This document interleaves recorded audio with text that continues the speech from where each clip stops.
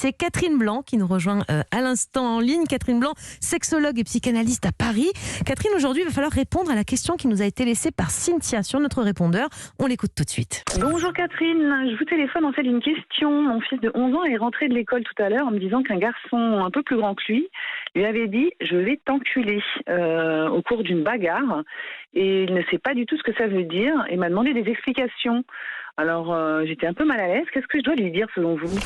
Alors Catherine, c'est rigolo comme question. On a tous les parents qui nous écoutent, surtout quand ils rentrent au collège, moi j'ai l'impression on peut être confronté à ce genre de situation.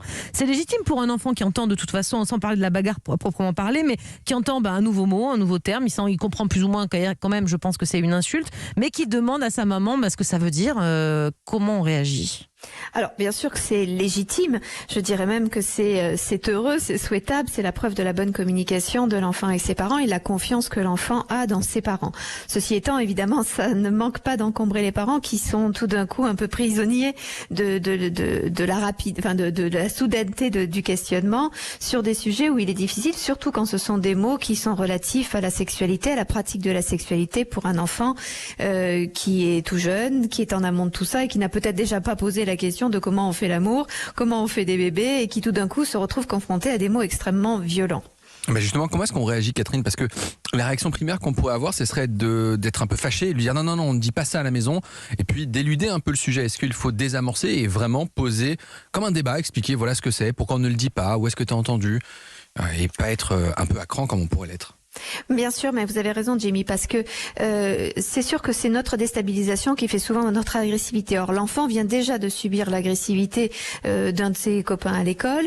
Le but, c'est pas que ce mot ne soit plus que l'occasion d'une soumission à l'agressivité de tous et celle des parents parce que eux-mêmes sont maladroits et en difficulté. Donc, je crois que la moindre des choses, quelle que soit la difficulté de certains mots ou la difficulté qui peut être la nôtre face à certains mots, c'est d'en expliquer le sens. Et expliquer le sens du mot. Parce que ce mot en bip bip, il est, je crois même peut-être dans le dictionnaire, donc que c'est difficile à expliquer quand même. Hein. Bien sûr, donc effectivement, il est dans le dictionnaire, mais ça ne suffit pas de comprendre le mot. Il faut comprendre pourquoi déjà l'enfant agit comme ça. C'est normal que tu ne connaisses pas ce mot. D'ailleurs, celui qui te l'a dit ne le connaît peut-être pas non plus, parce que justement le mot est sulfureux, parce qu'il est relatif à des choses qui parlent et de sexualité et de fesses, et donc tout ça, évidemment, c'est certainement pour te déstabiliser. Donc c'est une expression de pouvoir de l'autre qui a essayé de te mettre en situation d'infériorité par méconnaissance et aussi par ce que ça représente de projectif. Je t'envoie à la figure des mots cochons. Pour te rabaisser, pour t'humilier, c'est ça aussi. Hein. Exactement.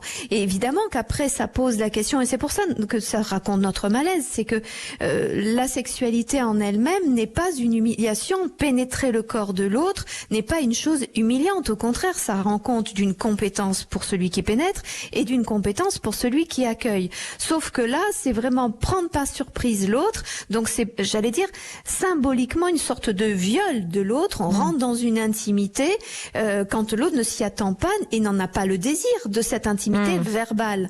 Et donc, vous voyez, on est dans la symbolisation d'une action de viol en quelque sorte, parce qu'on vient bousculer la pensée d'un enfant, on vient le dominer.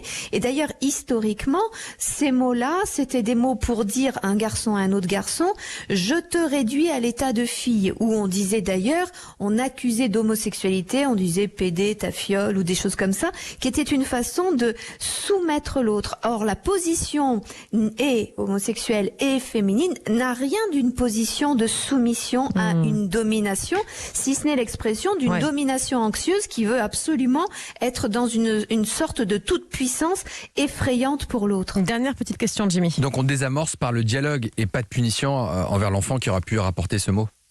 Non, voilà, et on lui dit simplement, comprends chérie que toi non plus, tu n'as pas à employer ce mot, maintenant que tu l'as compris, tout fier que tu es à comprendre le sens, il y a des tas de petits garçons ou de petites filles qui n'en comprennent pas le sens, et ça ne se dit pas. Et c'est totalement hors contexte, quoi, c'est ça. Et exactement, parce que d'abord, est-ce que tu es un petit garçon qui fait l'amour ? Non. Est-ce que l'autre a le désir ? Non.